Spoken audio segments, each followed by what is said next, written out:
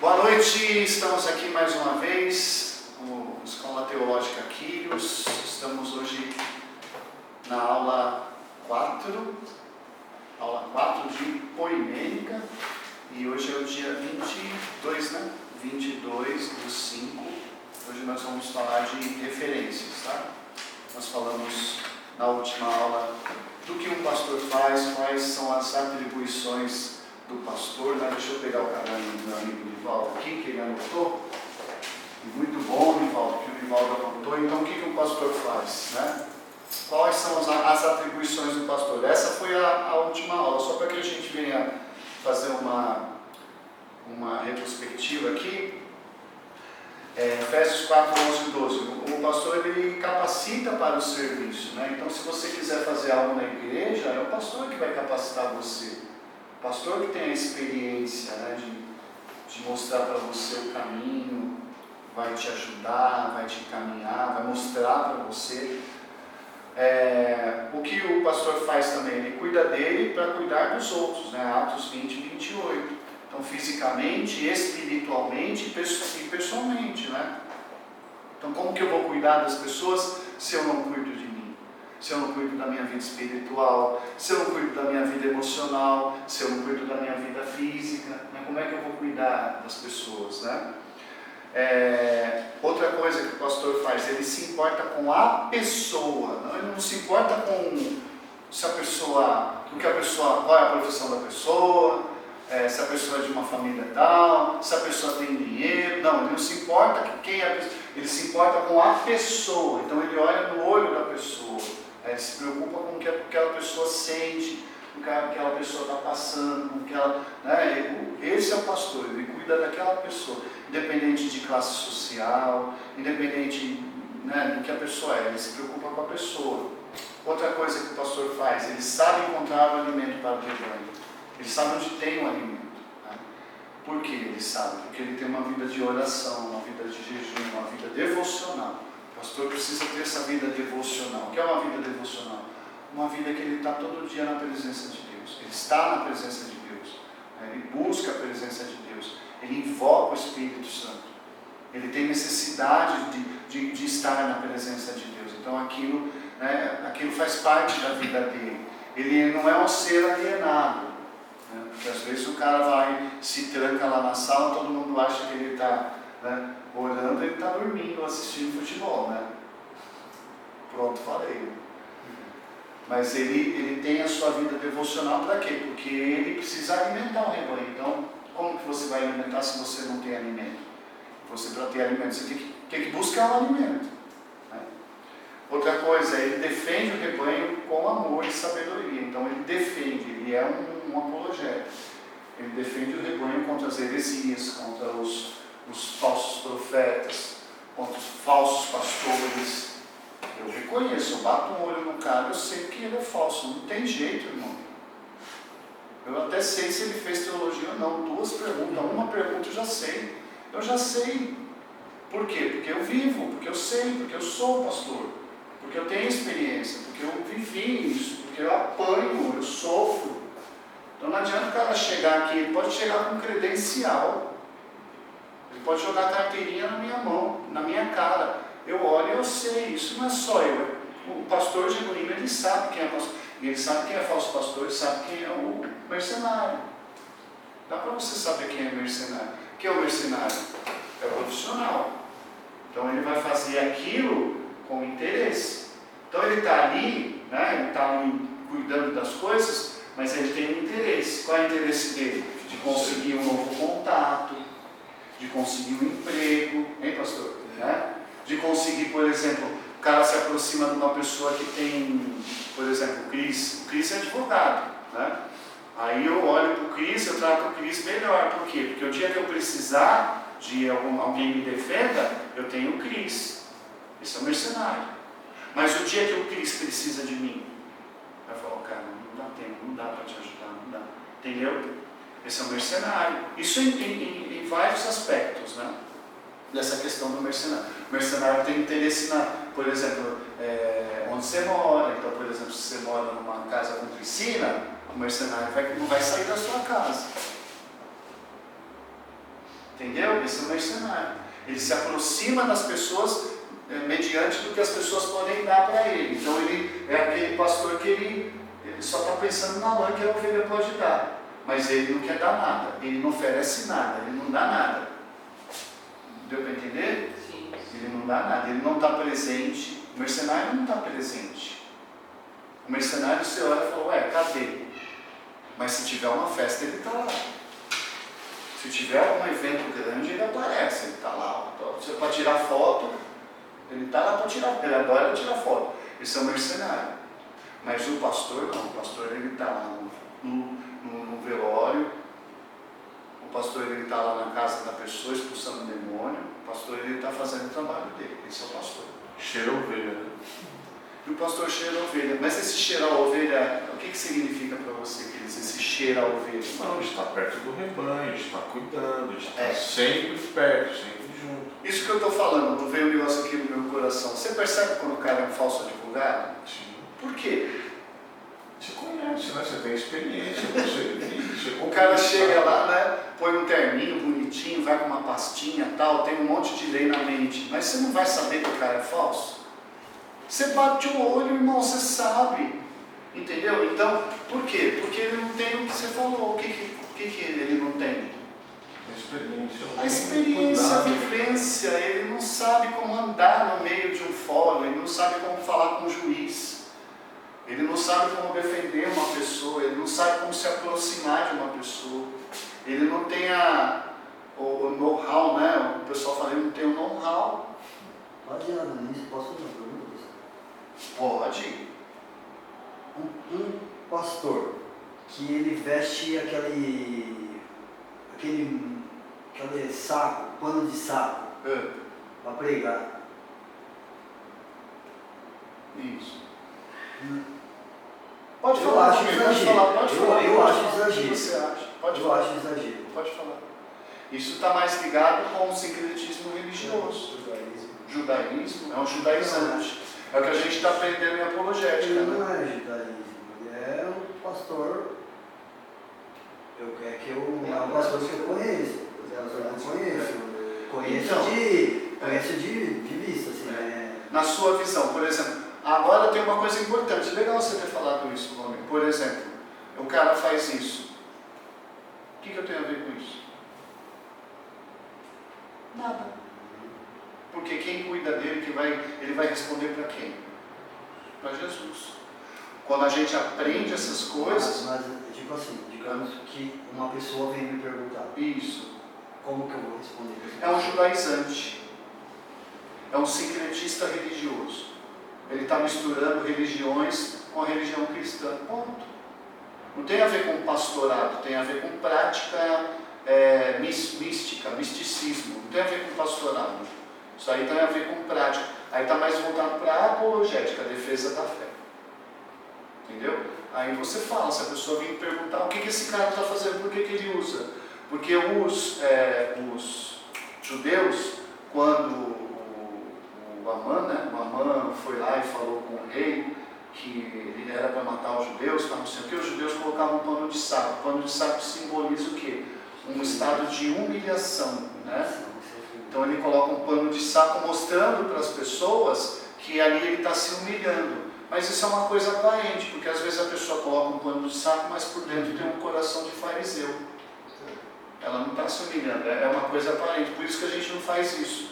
Porque o apóstolo Paulo fala que a circuncisão do cristão, ela não está por fora, ela é uma circuncisão do Espírito. É o Espírito que não é isso? Me corrija, é o Espírito Santo que nos faz essa circuncisão, essa marca que o cristão tem, ela não é uma marca exterior. Porque para você identificar um judeu, ela tinha que ver a marca exterior.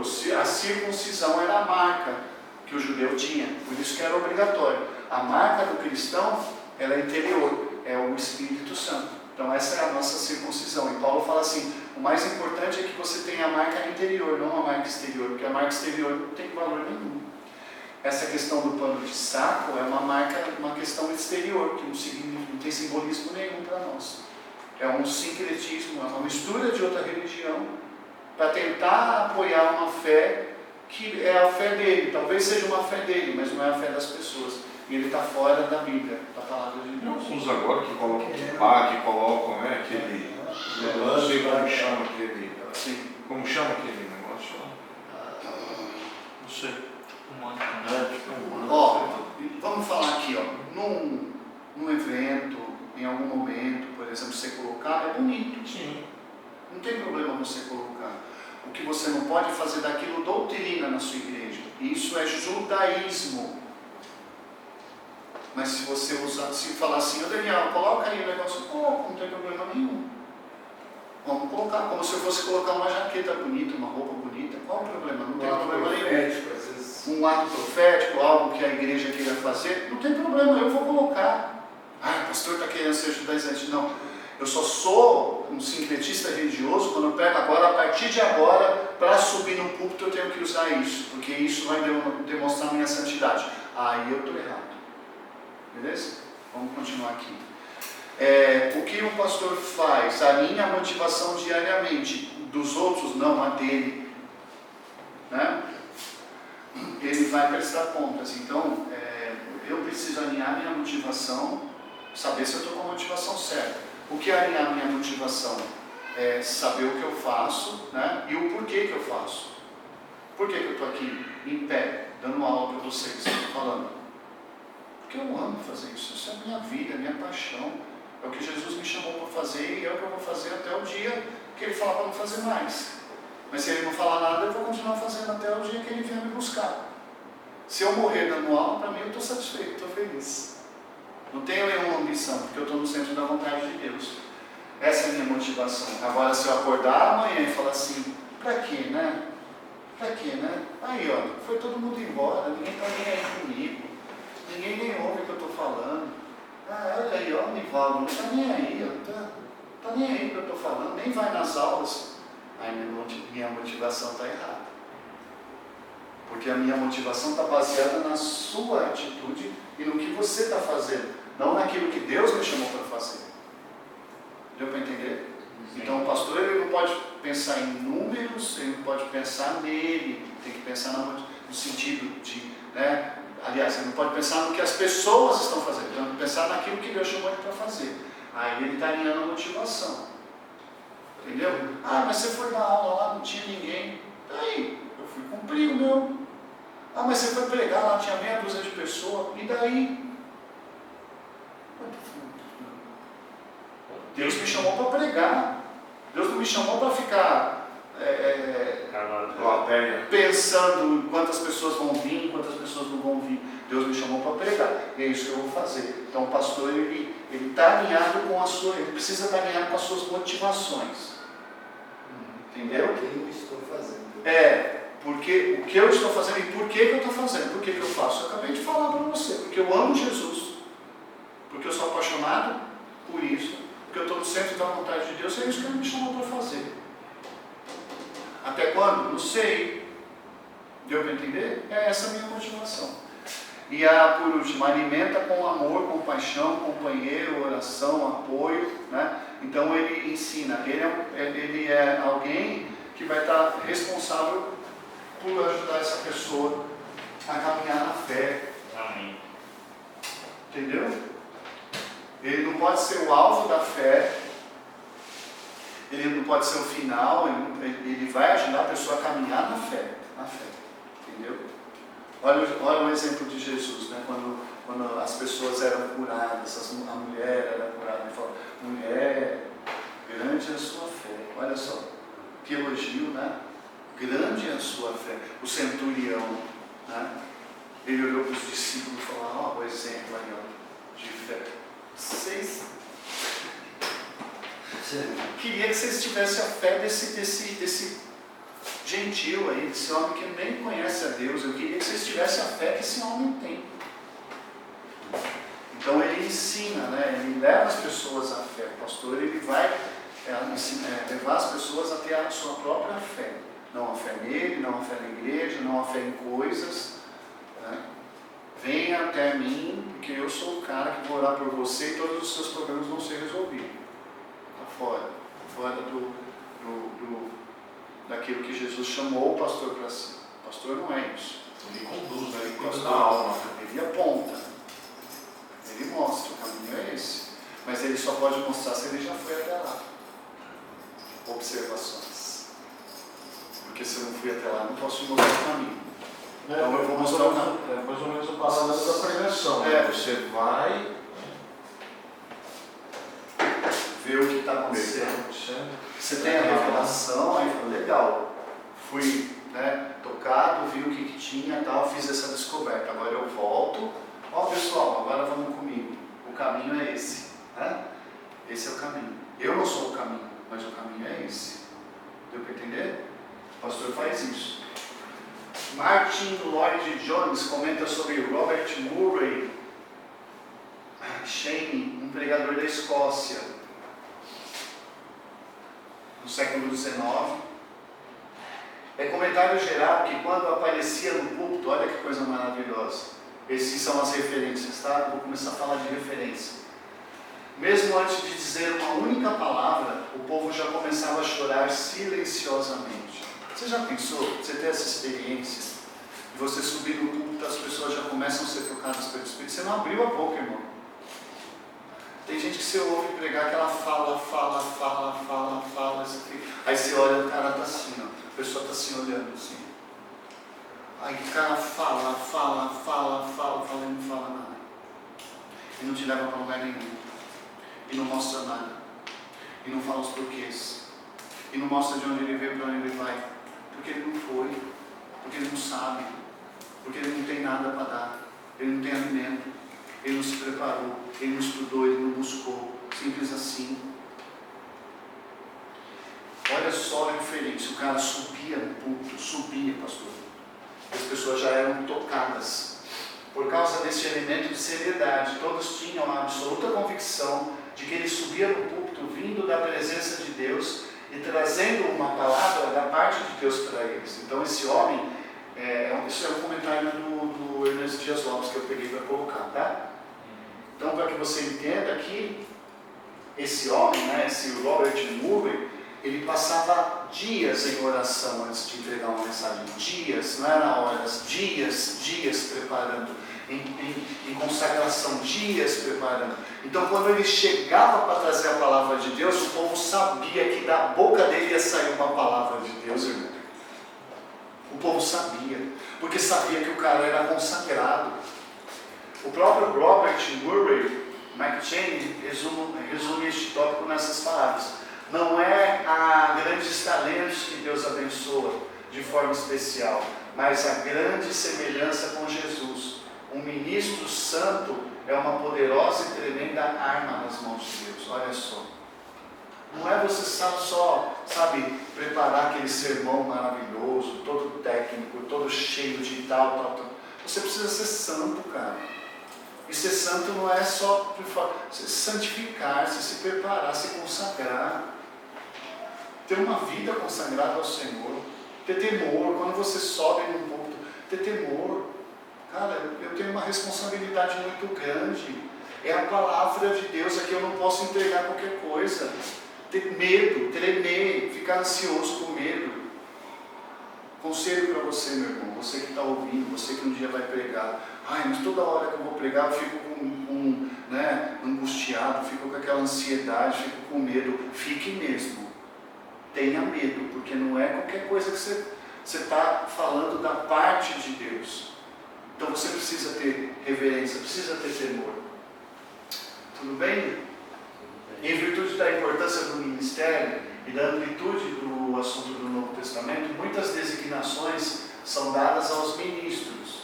Essas designações também propiciam conhecer a extensão da atividade ministerial. Então vamos lá. Anjo da igreja. Já ouviu esse termo? Anjo da igreja. Né? Por que anjo da igreja? Apocalipse 1:22:1.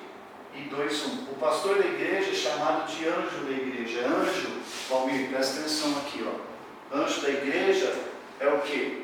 Aquele que vai trazer a mensagem. No Antigo Testamento era o profeta. O profeta trazia da parte de Deus a palavra para o povo. Né? Lembra o pastor pregando no domingo? Né? Então o profeta, tudo que eu falo para vocês é bom, né? O pastor fala. Aí vocês veem que eu não estou falando bobagem. Talvez eles você acredite, né? Eu não sei. Mas ele falando, aí o povo, falei, que legal, que bom, está falando que eu estava ensinando lá. O profeta recebe a mensagem de Deus, né? Então o profeta fica o quê? De costa para Deus e de frente para o povo. Né? Eu achei interessante isso. Por quê? E como que o pastor fica? De costas e de frente para o povo, porque ele vai falar para o povo a mensagem e o sacerdote ele vira, né? Ele recebe a oração. Quando você ajoelha, você ora, você ajoelha, você não está de frente para ninguém. Você está ajoelhando, está orando, está levando suas orações para Deus. Essa é a postura, né? O anjo da igreja é o mensageiro. Então, Jesus fala com o anjo da igreja, o mensageiro da igreja. Esse é o contexto das igrejas lá de Apocalipse. Ele vai falar com os pais apostólicos, lembra que a gente estudou? Os pais da igreja. Esse anjo da igreja são aqueles pais, que é a segunda geração. Né? Tem os apóstolos, a primeira geração, a segunda geração são os pais. Lembra que a gente? Os mártires, aqueles que davam a vida, né? Então esse é o anjo da igreja. A outra designação. Tudo bem eu sentar, gente? Sim. Outra designação, defensor da fé. Filipenses 1, 7, 16 e 17. O verdadeiro ministro não é um mercenário, um explorador da fé, nem tampouco um covarde, mas um defensor do evangelho, pregando e ensinando com seu viver exemplar. Eu não sei se vocês lembram uma vez que eu falei que palestra não é pregação e pregação não é palestra. Pregação ela tem um cunho o quê? De santificação. Ela tem um cunho de uma palavra de Deus. Né? Uma palestra você pode dar. Então, quando você vai defender a fé, não dá para fazer uma palestra de defesa da fé. Quando você vai defender a fé, quando você vai pregar, você vai falar do amor de Deus. Você vai defender aquilo que você crê. Então, se eu subir no púlpito e eu não acreditar nas coisas que eu estou falando, é melhor eu não subir. De que vai chegar uma hora que eu vou ter que dar minha vida por Jesus. Entendeu? Então, às vezes as pessoas falam assim, eu vou dar minha vida para Jesus. Será? Será que você vai dar sua vida para Jesus mesmo? Será que se Jesus pedir para você, saia do seu trabalho, deixe sua família e me adore, porque foi isso que Jesus falou, aquele que ama mais a mãe, o pai, a esposa, filhos, aquele que ama mais isso, aquele que ama mais essas coisas, não pode ser que me ama. Então negue-se a si mesmo. Então será que você está disposto a negar a si mesmo? Na sua vida você está negando a si mesmo? Aí você vai pregar, né? Você vai lá, você sobe para o culto, você tem que negar a si mesmo, mas e você que está pregando? Isso é apologético. Se você não nega você mesmo, você não está fazendo uma apologética, você não está defendendo coisas que você crê. Não sei se deu para entender. Está claro? Entendeu? Pastor, mas é muito difícil. Não, o Espírito vai falar para você.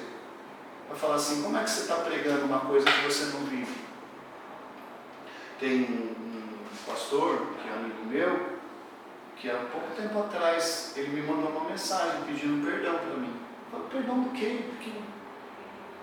Perdão por quê? Não, porque eu fiz isso.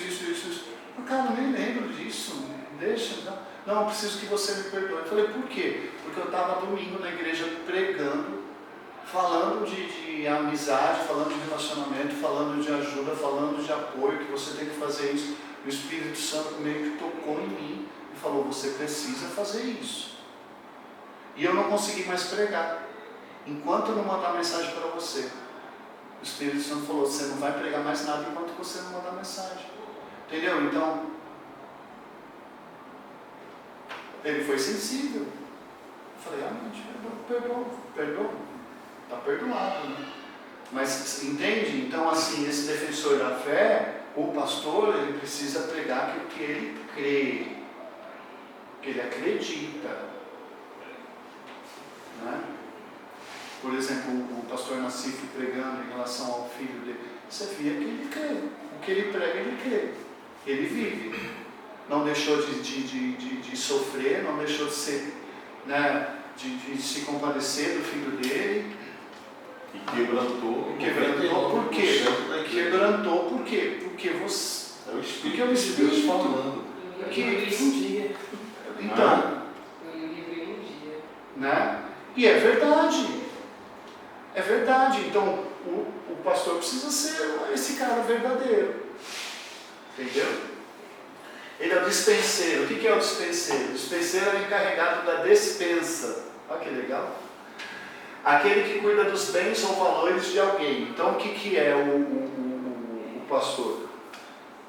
Nada é do pastor. A igreja não é do pastor, as pessoas não são do pastor, os equipamentos não são do pastor. É tudo de Jesus, é tudo do Senhor. Ele está cuidando. Ele está cuidando das pessoas. Por quê? Porque ele vai prestar conta. O dispenseiro é como se fosse, lembra daquela governanta? Né? Nas casas tinha esse cara, né? Essa pessoa que ela era responsável, que é o administrador, né, pastor? O administrador, né? Não sei hoje. Era o mordomo, não é o mordomo, é o mordomo, né? Que cuidava das coisas do patrão. Então, ele sabe, obrigado, Ana. Ele sabe de tudo. Sabe de tudo, onde está tudo. Então ele conhece, ele sabe, ele cuida das finanças do patrão, ele cuida dos outros empregados, ele cuida das pessoas, ele cuida do alimento, ele sabe onde está as coisas, ele sabe quando está faltando as coisas, ele vai lá e compra. Ele tem uma autoridade. O dono da casa deu a ele uma autoridade. Igual José. Igual José, perfeito. O José é o dispenseiro, né? Então, né? O José é um dispenseiro lá na casa do Potifar. Então o pastor, ele é um dispenseiro, ele não pode se considerar o dono da igreja. Essa igreja eu comando, esse é um coração de mercenário. É um coração egoísta. Mas isso a gente precisa ressaltar. Ele tem autoridade. Então a gente tem que respeitar a autoridade que ele tem. Porque foi o dono da casa, o Kyrios, que colocou ele ali. Então se o Kyrios, que é o Senhor, colocou aquele dispenseiro, e você desrespeitar aquele dispenseiro, você está desrespeitando diretamente o Senhor da casa.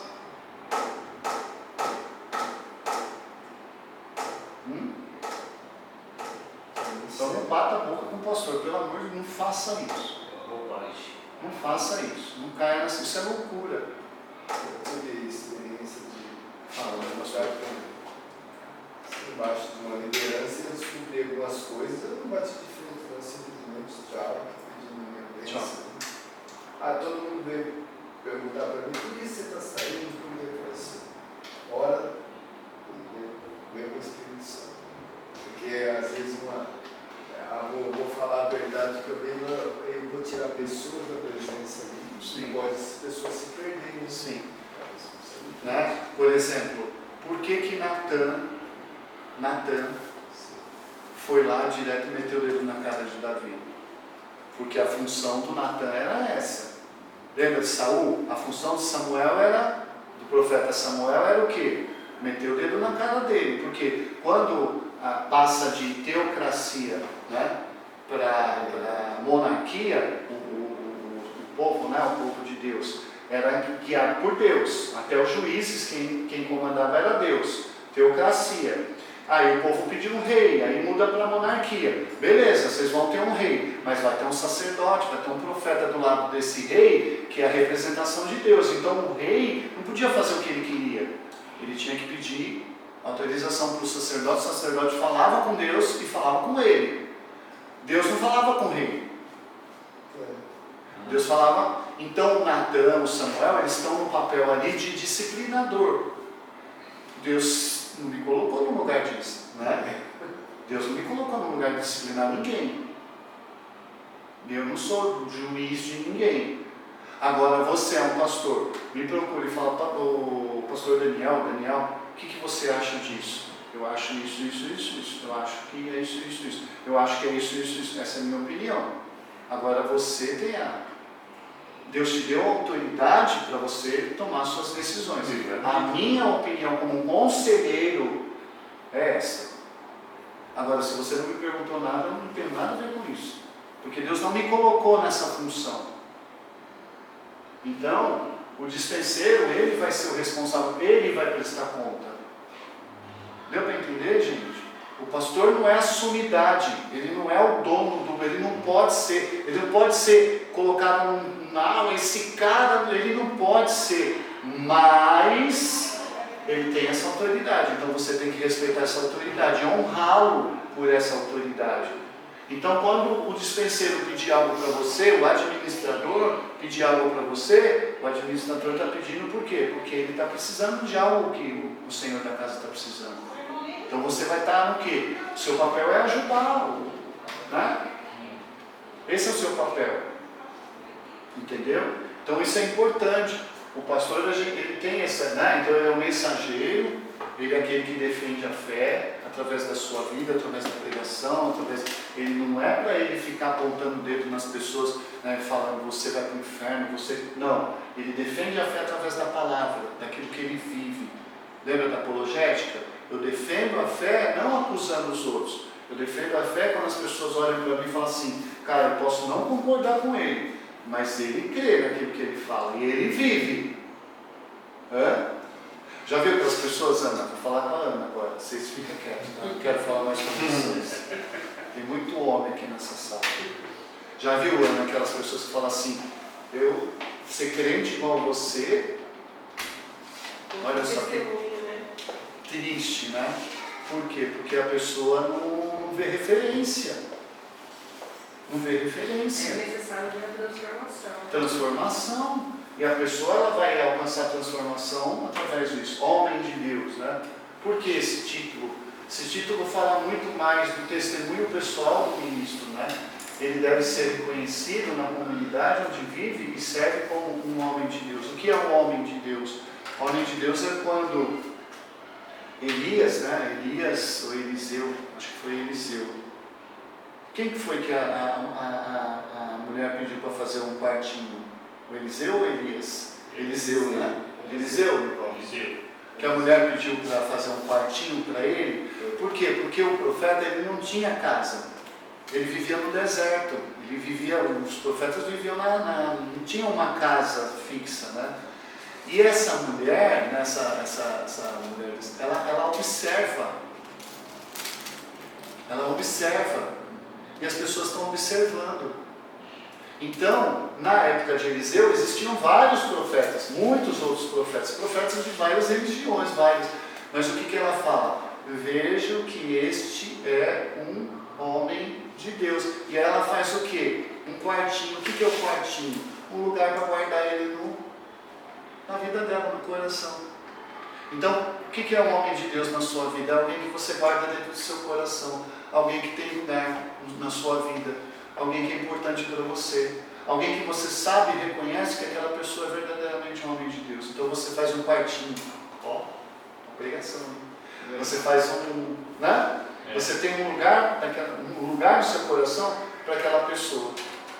Você sabe que aquela pessoa é um homem de Deus. Então ela fez um quarto, literalmente, né? E o legal é aquela mobília, né? Mulher é cheia de detalhes, né? Tem uma cama, tem uma mesinha, para ele não sei o que fazer, tem uma botija d'água, não é só um lugar para o cara deitar, tem os detalhes para ele ficar bem. E é engraçado que quando o profeta vai, profetiza, ela fala, eu não estou fazendo isso por interesse, ele fala, não, você daqui a um ano terá um filho, ela tem um filho, o filho morre, aonde que ela vai colocar o filho? No quarto dele. Então, o homem de Deus é aquele que ele é lembrado nos momentos bons e nos momentos ruins. Ele é lembrado nos momentos das dificuldades. Ele é lembrado, ele está ali dentro do coração, guardado ali. Esse é o homem de Deus. Quando o pastor está com um problema? Em que sentido assim, o pastor está com um problema? Psicológico, pessoal. Como que é o cuidado? Ele deve deixar de ser pastor da igreja? Como que funciona isso? Aí a pergunta é muito genérica, precisa ver o tipo de problema. Por exemplo, tem 3 tipos de problema que pode acontecer. Problema físico, ele está doente. Por exemplo, eu conheci um pastor que ele adquiriu câncer. Ele tem que fazer, tem que se cuidar. Ele tem que se afastar para ser tratado. Problema emocional. Porque assim, o pastor ele tem muita responsabilidade, né? Perante a vida das pessoas, tudo. E às vezes a pressão... Sim. Uma das coisas que são muito importantes, que muitos não dão valor, o pastor precisa ter gente para andar com ele. Amigos. Amigos verdadeiros. Jesus tinha 3. Um que amava, que tipo assim, era aquele que só amava. O João, né? O João, tipo assim, o João não estava ali para ficar dando palpite, não estava ali para ficar falando. O João só estava ali para abraçar Jesus. O João era aquele cara que, João, fica quieto, não fala nada, só fica do meu lado. Eu gosto de você e você gosta de mim, tá bom. O João é aquele cara que não pensa no título. O João é um amigo, é o Lázaro, o João. O Pedro é aquele cara para ficar te atazanando. Ó, presta atenção ali, presta atenção aqui. Ó, você tá não sei o quê. Lembra quando Pedro falou, que Jesus falou, eu vou morrer, e Pedro falou o quê? Não, você não vai morrer não. O Pedro é aquele cara que vai, é aquele seu amigo, que você fala assim, cara, lá vem. Você vai falar um negócio para ele, você sabe que vem uma paulada, uma pancada. Já teve amigo assim? Pô, cara, né, dá uma aliviada aí, né, Nivaldo? Não tem uns amigos assim? Né? Esse é o Pedro. E o Tiago? O Tiago é o meio. O Tiago é o irmão do Pedro, o Tiago e o João, né? Meu irmão, né? O Tiago é aquele cara que ele é o pau para toda obra, é o filho do trovão, né? Se mexer com Jesus aqui, o bicho vai pegar. É o cara que levanta a bandeira. É o cara que vai te impulsionar. Então, o pastor tem muita responsabilidade, problemas, dificuldades. E como que ele vai manter o equilíbrio? Ter gente para sair com ele, para dar risada, para ele falar bobagem. Entendeu? O pastor precisa estar, a gente vai para esse lado pessoal, a gente vai chegar lá. O pastor precisa ter momentos de lazer, ele precisa passear, ele precisa andar de bermuda, andar descalço, de chinelo, ele precisa viajar, ele precisa conhecer gente diferente. Porque se ele ficar muito bitolado só no ministério, ele vai ficar doente. Sim, porque as pessoas trazem muito problema, né? Exatamente. Cada um tem uma história de vida, tem histórias tristes e assim, ele sente a dor, né? Sim, então... sim. Mas ele vai, se ele, né, entender a questão do ministério, ele vai entender a questão do dispenseiro. O dispenseiro não é ele que vai pagar, não é o dinheiro dele que paga as contas. Ele só diz para o Senhor assim, ó, estamos precisando disso, mas quem vai pagar é o dono da casa. Deu para entender? Deu para entender? Então, quem vai resolver o problema mesmo é Jesus, não é ele. Sim. Deu para entender? Ele está ali para administrar. Olha, o Senhor, quando chega o dono da casa, fala assim, ó, fulano ali está precisando disso. Aí ele fala assim, então pega esse alimento e entrega para ele. Pega isso daqui e resolve esse problema. Quem está dando as ordens é o Senhor. Ele está fazendo, o pastor está fazendo. Mas quem realmente está resolvendo os problemas, quem é? Então, é o administrador. Né? Exatamente. Na verdade, ele é um intermediário, né? Entre Deus e o homem. Cuidado com essa palavra, que tem muitos que acham que são mesmo. Não, mas dentro desse contexto. Isso. Dentro desse contexto. Mas é o que ela está falando. Por que o pastor fica doente? Porque ele começa a trazer o problema para a própria vida. E você não pode fazer isso. Porque não é você que vai resolver. Por exemplo, chega uma pessoa que ela tem um problema sério com o filho, é uma mãe que está chorando e ela no meio do aconselhamento fala assim, pastor, o que eu faço? O que você faz? Eu não sei, mano. Vamos orar. A maioria dos meus aconselhamentos eu falo assim, olha, eu não sei, eu sei o que fazer, eu posso até falar para você o que fazer, mas quem vai resolver é Jesus. Então vamos orar. Ah, mas eu vim aqui para você me dar uma solução, não sou eu. Porque cada pessoa tem um jeito, cada pessoa tem uma maneira, cada problema é de um jeito, cada situação é de uma forma. Então eu sou o administrador, eu não sou o resolvedor. E o que acontece muitas vezes, antes da pessoa levar o problema dela para Jesus, ela leva para o pastor. Para o pastor, que é o que a Ana está falando. Levar ela a levar o problema dela para o Senhor. Perfeito, obrigado. É isso aí. Ele respondeu o que eu não consegui responder em 200 mil palavras, ele falou certinho. É isso.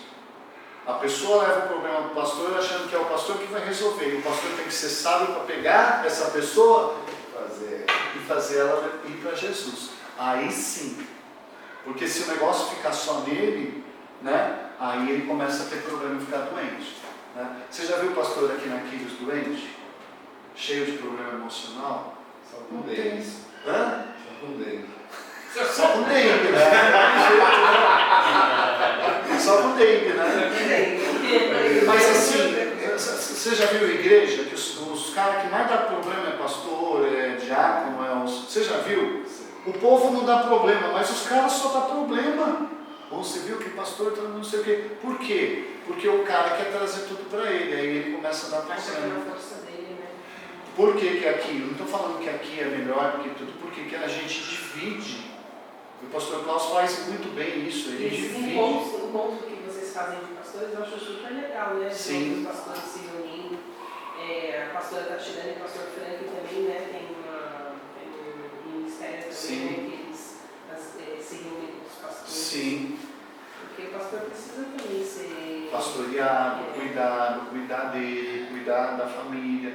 E é nisso que você vai sendo fortalecido. Então, por quê? Porque, assim, e assim, eu penso assim, a pessoa às vezes fala assim, nossa, olha o que eu aguento, eu falei isso na outra aula, olha o que eu suporto. Vai embora, cara. Para. Entendeu? Se você não... Porque assim, eu não quero ser problema, sabe? Eu não quero ser um problema para o Cris. Eu não quero ser... Ele chegar aqui na igreja e falar assim, ixi, olha aquele pastor lá, ixi, olha. Não quero. Eu quero ser bênção. Mas para mim ser bênção, eu preciso também me cuidar. Eu preciso também saber uma hora de me retirar, saber uma hora de falar não. Não tentar ser unânime. Tentar ser unânime. Já viu aquela pessoa que quer ser unânime? Quer se dar bem com todo mundo? Tem gente que eu sei que não gosta. E não tem problema. Não tem problema. Não tem problema nenhum com isso. Entendeu? Agora assim, tem que se cuidar, tem que ter uma vida de lazer, tem que ser mais leve, tem que dar risada, tem que, sabe, ser um cara igual Paulo fala, né, ele fala assim, no espinho da carne, eu estava falando ontem isso, né? Quando ele fala do espinho na carne, né? Paulo fala assim, 3 vezes eu pedi para o Senhor que o afastasse de mim. E o Senhor disse assim, a minha graça te basta. Então assim, você saber que o pastor Daniel tem fraquezas, que o pastor Daniel às vezes fica chateado, pode ser usado como uma arma para aqueles que querem, de repente, você sabe que o pastor Klaus fala, né, que ele fala na pregação, ele fala assim, vou contar um pouco dos meus pecados que vocês ficam tudo felizes, né? Porque você acha que o pastor não peca, não falha, não faz coisa errada, não fala bobagem. Isso é tirar um peso de cima de você.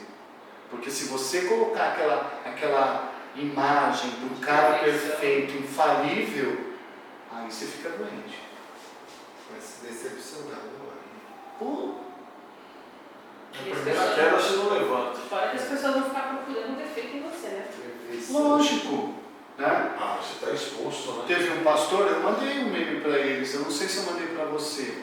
Pastor há muitos anos, um cara consagrado, ele é visto assim como um cara muito calmo, tranquilo, tal, não sei o quê. Mandaram uma filmagem dele que você via nitidamente que ele está com problema emocional. Ele brigando com uma pessoa que estava orando mais alto na igreja. Ele mandou a pessoa calar a boca porque ele estava atrapalhando a oração. Ele, do púlpito, você sabe quem é? Se eu falar para você, você vai se surpreender. Pastor Jaime de Amorim Campos. Ele é um doce de pessoa, mas quando você vê o meme, você fala, ele está com um problema. Ele fala que ele vai descer, se o cara não parar de orar alto, porque o cara devia ser da Assembleia, né? E na Assembleia você vê que todo mundo ora alto, né? E o cara começou a orar alto e ele se incomodou com aquilo. Ele falou, você está aqui na igreja, você vai orar como a gente ora aqui nessa igreja, porque se você não orar assim, eu vou descer aí, o senhor se retira. Se o senhor não se retirar, eu vou descer aí e eu retiro o senhor. O pastor da igreja, que você olha para ele, é um doce, minha mãe conhece ele. Sucessor do RS. E você vê nitidamente que ele está Tá, realmente ele Abalado. Abalado, você viu? Eu mandei para você. Ele está abalado. Você entendeu? Então, o que vai acontecer? Se ele não cuidar do espiritual, ele deve cuidar muito bem do espiritual, mas o emocional talvez não. O físico, por exemplo, eu não cuidei do físico. Na virada de ano eu estava andando que nem um aleijado, eu estava andando curvado assim, porque eu não cuidei do físico. Eu cuido do espiritual e do emocional, eu estou bem, mas eu não cuidei do físico. Aí minha coluna travou. E aí, como que eu vou servir a Deus? Corpo, alma e espírito, né? O pastor Carlos me chamou lá para orar, eu fui curvado assim. Ó. Poxa, não é legal, né? Aí eu vou pregar, ó, você tem que se cuidar, hein? Tá? Tem sentido isso eu falar isso? Eu não estou me cuidando. Aí eu agora estou me cuidando. Agora eu entrei em uma disciplina de me cuidar também fisicamente. Entendeu? Então, por causa disso, porque a gente vai deixando as coisas de lado. Beleza? Ministro. São muitas as qualificações nas quais se emprega esse termo. Ministro de Cristo, ministro da palavra, ministro da justiça, ministro de Deus, ministro do Novo Testamento, ministro do Evangelho. Mas todas essas coisas são, vamos ler certo agora? Vamos ler direitinho? Servo de Cristo, servo da palavra, servo da justiça, servo de Deus, servo do Novo Testamento, servo do Evangelho. Você fala ministro fulano de tal. Eu vi um cara falando, pastor Paulo, nessas igrejas, né? Agora você vai ouvir a palavra do ministro fulano de tal. E eles falavam dessa voz assim, né? Aí o cara vinha, parecia o semideus assim, né? Ah, gente, para com isso, servo.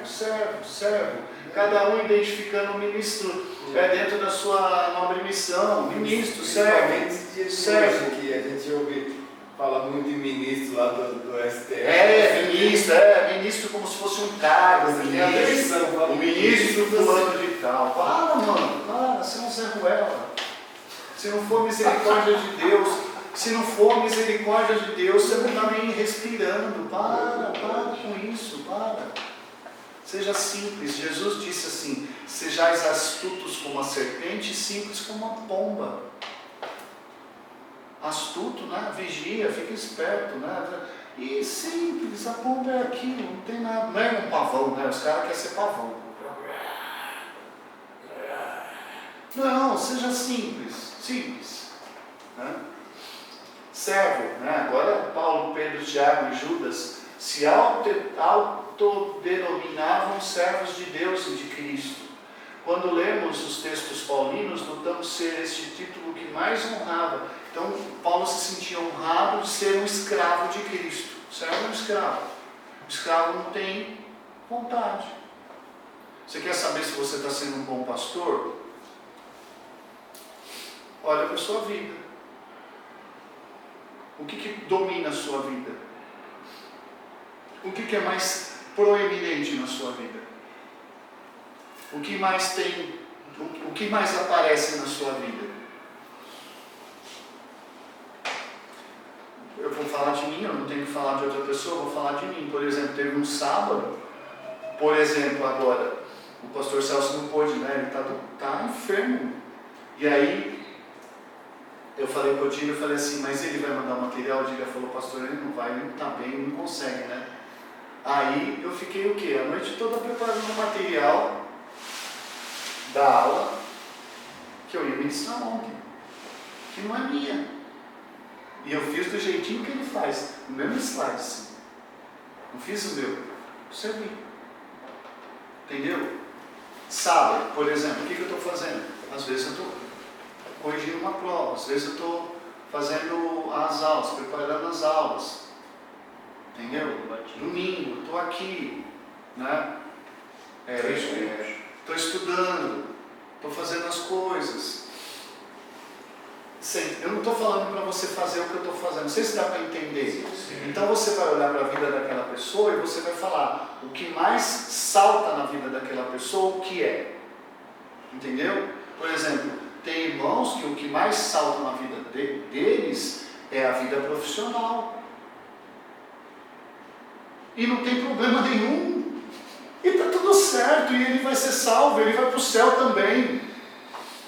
Mas se eu me propus a ser um pastor, um servo, o que tem que aparecer na minha vida, gente? A vida com Deus. Aí, por exemplo, eu sou um pastor, eu não estou falando contra ninguém, eu não estou... É perigoso essa aula, né? Porque a gente vai dando uns exemplos, parece que a gente está falando mal dos irmãos, né? Mas, por exemplo, tem uns pastores aí que você vê assim, o cara é pastor, tem igreja, não sei o quê. Mas o que mais aparece são as viagens, os passeios no shopping, as roupas que o cara veste, os relógios que o cara usa. Aí o cara fala de Jesus com um relógio de 150 mil. De Jesus, que não tinha onde reclinar a cabeça. O Deus Criador do Universo não tinha onde dormir. Ele não tinha onde ele nasceu, era um estábulo, era um lugar de animal. Um mestre que ele prega, não tinha lugar para ele nascer, não tinha lugar para ele dormir. Aí o cara vai, contextualiza e fala que Jesus tinha casa na praia. Porque não, e ele saiu de sua casa, e ele estava lá em frente ao mar de Tiberíades. Então Jesus tinha casa na praia. É sério. Porque o cara quer trazer para a vida dele o que Jesus é. Jesus é humilde, Jesus é carpinteiro. Não, Jesus não é carpinteiro, ele é dono de uma carpintaria. Imagina a carpintaria de Jesus. Herdou do pai dele. Letreiro piscante lá. Dá para entender? Carpintaria de José. Eu não estou criticando, gente, eu não estou falando desse ou daquele. É a coerência com aquilo que Deus te chamou para ser. Como que eu vou falar com uma pessoa humilde? Por exemplo, nesse tipo de situação, por exemplo, entra uma pessoa que ela é humilde, que ela é pobre, como que ela vai falar com um pastor desse? Responde para mim, Ana. Que no palácio do cara tem 150 mil e a pessoa ganha um salário mínimo de R$1.200. Dá para entender? Não estou falando, eu vou falar pela terceira vez, eu não estou falando desse ou daquele. O que eu estou ensinando para vocês é que a sua vida tem que ter coerência com aquilo que você se propôs. Não, eu não quero ser pastor, beleza? Você quer ser empresário? Amém! Tinha o José de Arimateia, que era rico, amigão de Jesus, e deu túmulo. Jesus não tem problema nenhum com esse pessoal. Agora, você quer ser um apóstolo meu? Dos 12, o que Jesus falou? Aquele que quer ser maior, que sirva. Aquele que quer ser o primeiro, que seja o último. Negue-se a si mesmo. Se você quer ser um apóstolo, um discípulo de Jesus, você tem que negar as coisas do mundo. Venda os seus bens e vem comigo. Você tem que negar. Agora os caras querem ser pastores, eles querem ser servos de Jesus, mas eles querem manter o status. Entendeu? Então, não é coerente, não tem coerência com aquilo que é a vida com o Senhor. Deu para entender? Tudo bem? Vocês se escandalizaram com o que eu falei? Deu para entender? Ai, pastor, mas não pode ter. Pode, irmão, você pode, mas a sua vida tem que ser coerente. Eu tenho um carro, por exemplo, meu carro lá, o iX lá. Meu carro vale 80 mil. Mas o meu carro é fruto do meu trabalho, não aqui da igreja. Deu para entender? Sim. O meu carro, eu não peguei 70 mil e fui comprar. O meu carro, ele vem de 20 anos de outros carros que eu já tive. Eu tenho um carro. E é só um carro. Não é um ídolo, é um carro. Quando sai da loja já desvalorizou. Mas deu para entender? Né? O pastor Daniel fala disso e tal, mas olha o carrão dele, o carrão que ele tem, né? É um carro, gente. É um carro. E se um dia der para eu ter um carro maior de 200 mil, eu vou ter. Não sei se deu para entender o que eu estou falando. Mas a minha vida não é aquilo. A minha vida está aqui, ó. A minha vida está no que eu faço, nas coisas que eu faço. Entendeu? Na minha vida, na minha essência, naquilo que eu sou. Né? Não, mas até o próprio Jesus, né? Tem um reino inteiro, tem tudo, né? Domina tudo, mas sim, ao mesmo tempo era humilde. Exatamente, serve humilde e manso de coração, que os pobres podiam se aproximar dele, que a mulher de fluxo de sangue podia se aproximar dele. O que você tem, como você tem, né? Exatamente. Né? ele não condena as riquezas. Jesus não condenou as riquezas. O que Jesus condenou é você amar as riquezas. Sustentar, né? E essas pessoas amam a riqueza. Deu para entender? Elas amam. Não é questão que, ai pastor, não tem problema. Elas amam essas coisas. Aí um tem um relógio de 150, o outro você vai ver é um relógio de 300. E o outro que você vai ver, ele vai ter um relógio de 1 milhão. Gente, para que você ter um relógio de 1 milhão? Isso sem contar que quando ele vai buscar o galão de água lá, que é para colocar água benta, ele mostra que subiu foi lá buscar no lago lá e subiu aquela montanha para depositar aquilo lá para fazer uma consagração. Então, aí ele mostra aquilo. É como, por exemplo, eu pegasse, eu falei para vocês que no sábado eu fico lá corrigindo as provas, tal, não sei o quê. Aí eu pego e coloco uma câmera lá e eu fico mostrando, olha eu trabalhando aqui, tá vendo? Eu estou dando a vida por vocês, né? Tá vendo, Cris? Olha eu aqui me acabando. Eu mandei esses dias que eu estava fazendo a aula para você, né? Mas eu só mandei para você, tá, gente? Eu não coloquei na internet, lá no live ao vivo. Olha o pastor Daniel se esforçando, nossa! Aí eu chego aqui na segunda como o quê? Ah, nossa, o cara é o... Não, gente. Isso é o meu trabalho, eu vou fazer com você, você valorizando ou não, eu vou estar fazendo. E não precisa nem só falar que faz porque a gente nota.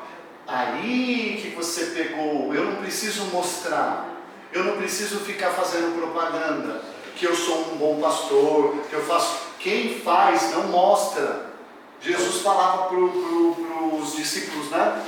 Não façam propaganda. Ele fala, os irmãos dele falavam assim, pô, você quer ser conhecido? Vai para a cidade, né? Ele falava, não, eu não quero, eu quero que seja conhecido meu Deus, meu Pai. Entendeu? Vamos falar desses caras aqui que eu acho muito interessante. Os reavivamentos, né? Periódicos são fatos históricos, característicos do cristianismo anglo-saxônico, que recebeu grande ênfase na formação dos Estados Unidos, da América. Os não crentes precisam ser alcançados e os crentes motivados de tempos em tempos. Então são os avivamentos, né? A princípio, esses movimentos eram espontâneos. Com o tempo passaram a ser intensas reuniões de avivamento.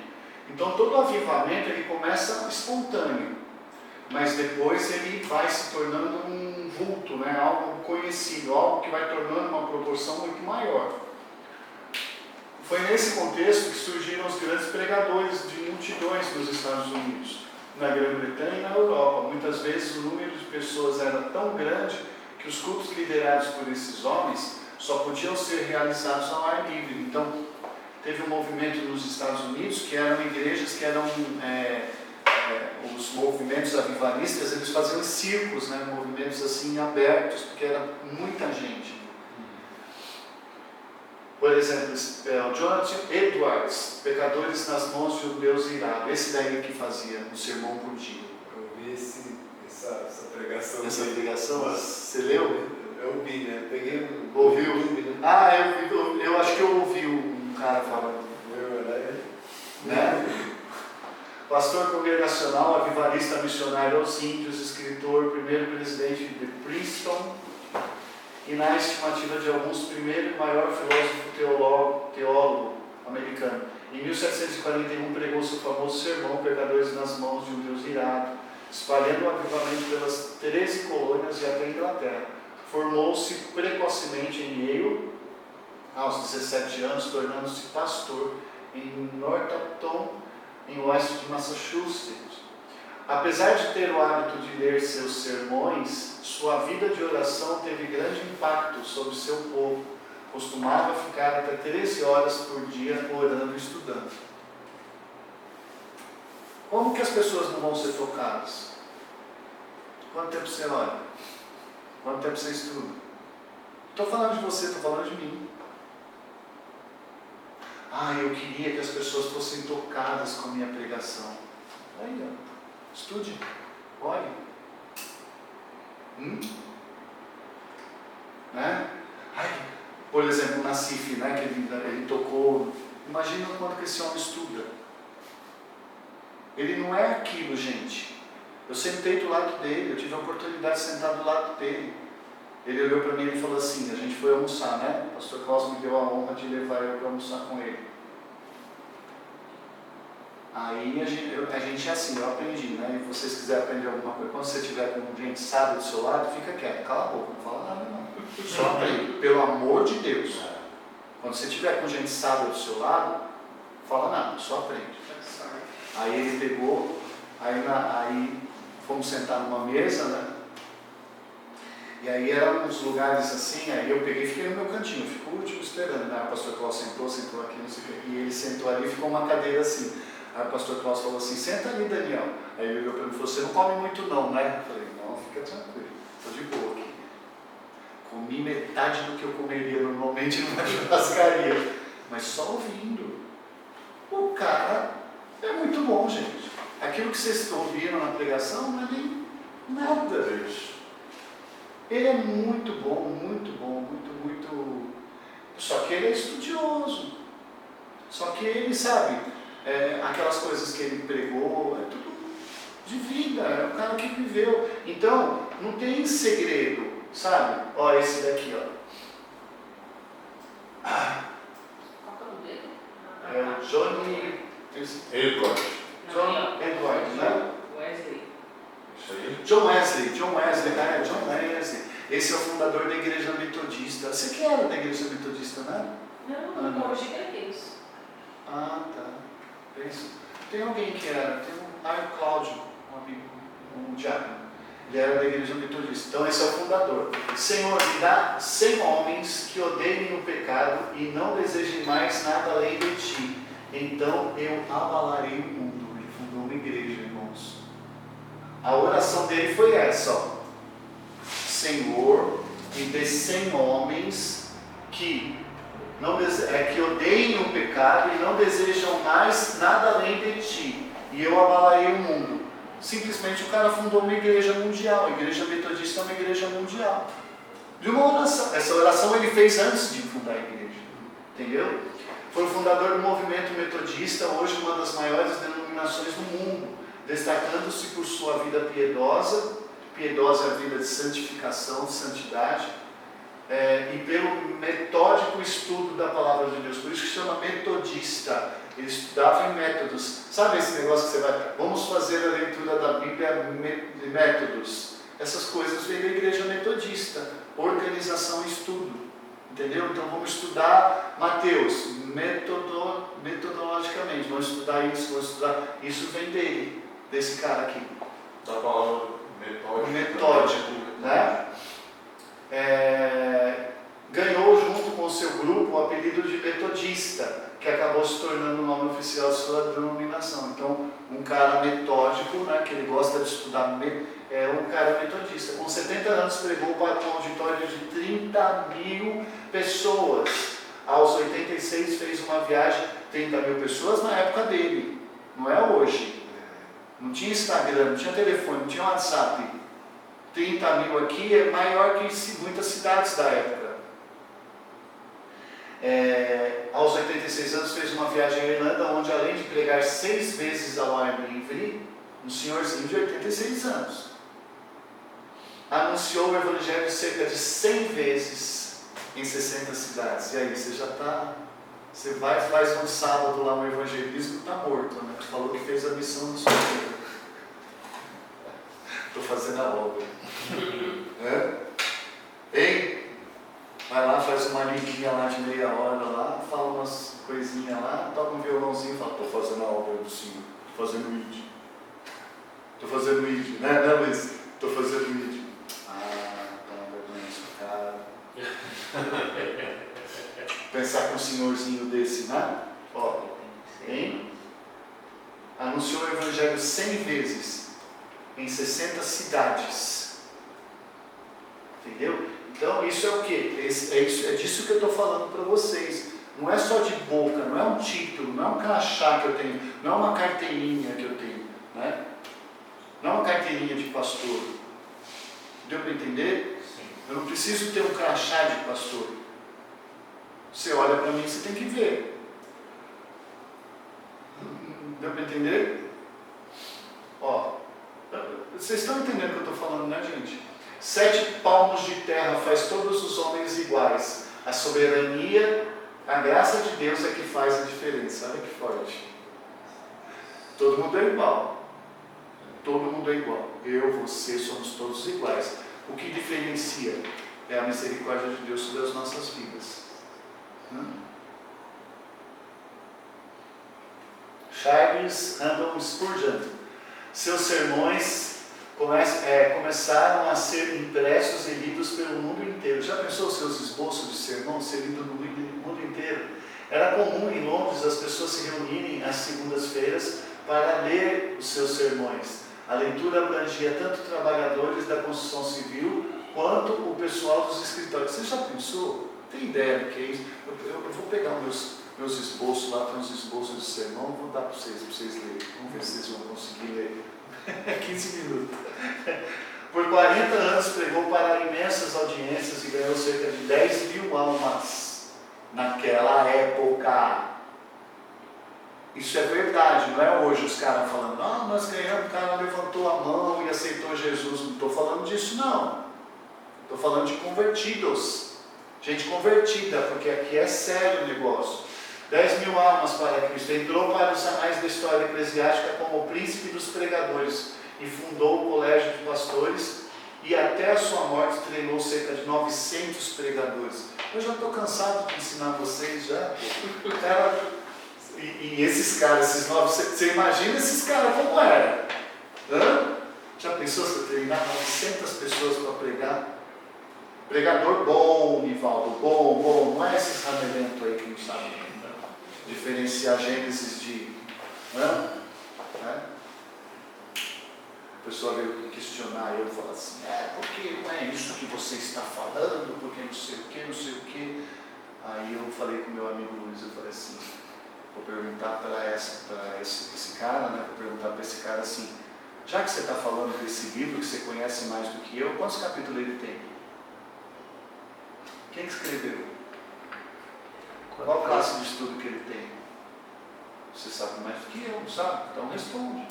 Mas eu não fiz isso, porque eu não faço. Porque eu sou pastor, porque eu amo as pessoas, eu amo as almas. Mas à vontade. Não dá? Dá sim. Ó, William Seymour, esse é a raizinha dos assembleanos aí. Pastor William Joseph Seymour, com o avivamento da Rua Azusa, cuja explosão explicada por meio de uma renovação espiritual mundial, calcada em princípios pentecostais, desenvolveu-se a partir de um pequeno armazém em Los Angeles, naquela rua, número 312. O negócio foi tão relevante que eles lembram do nome da rua, do nome da casa, e o que era? Era um galpão. E ele, quando ele entrou nesse galpão, e o Espírito Santo tomou ele, né? Que na época não tinha essa questão, porque eram as igrejas históricas, né? Os calvinistas, os presbiterianos e tal. Então a igreja, ela tinha uma cara muito sóbria assim, né? Estudiosos, tal, que eram esses caras primeiros que eu falei. Mas tinha que ter o Shiraia, né? O Xalabalama. O reteté, tinha que ter o reteté também. Deus não deixa as coisas incompletas, né? Tinha os estudiosos, aqueles todos, esses são homens de Deus, mas tinha que ter os retetézinhos. Aí ele vai e coloca uma caixinha, sabe essas caixinhas de madeira de feira? Entra num galpão e começa a pregar. E o fogo foi tão grande que as pessoas começaram a ser batizadas no meio da rua, no Espírito Santo. Deixa eu ver. Tá pegando aí, né, seu Valmir? Ô, Valmir, imagina. A contribuição do pregador Seymour foi essencial, pois se não fosse por ele, talvez o pentecostalismo de Parham não tivesse passado de boatos. Depois eu explico essa questão do Parham, tá? Daí para frente, Seymour se tornou um grande anunciador do movimento pentecostal. Em 1906, seus ensinos sobre as práticas de falar palavras desconhecidas trouxe grande quantidade de adeptos ao pentecostalismo. E 2 anos mais tarde, sua igreja já mandava missionários para 25 países. Então não ficou só no Xalabaia. Eles mandaram missionários. Isso é o fruto. Porque às vezes o cara fica no Xalabaia e não faz mais nada da vida. Só fica falando Xalabaia. E proibais. Paulo falou, não proibais de falar em línguas, mas eu prefiro falar 5 línguas inteligíveis, que eu vou falar do amor de Deus, de conversão, do que 1000 línguas que você não vai entender. Então, equilíbrio, gente. Eu vou ficar lá, aí fico o dia inteiro, aí chega o marido, chega a esposa, chega o vizinho, e aí? Então, não ficou só nisso, ó.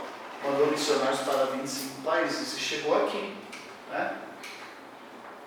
Tá bom? Então vamos só até aqui, beleza? Aí na próxima aula a gente vai continuar falando, tá? Do que as qualificações de um pastor. Novo nascimento, batismo no Espírito Santo, escola da experiência. Estava falando da escola da experiência com o Luiz, né, Lu? Consagração, período de treinamento, experiência preliminar, preparação intelectual. O pastor não é falar assim, ó, a partir de hoje você é pastor. Não é isso, tá? Está longe disso. Então, na próxima aula a gente vai falar dessas coisas aí, das qualificações. Deus abençoe.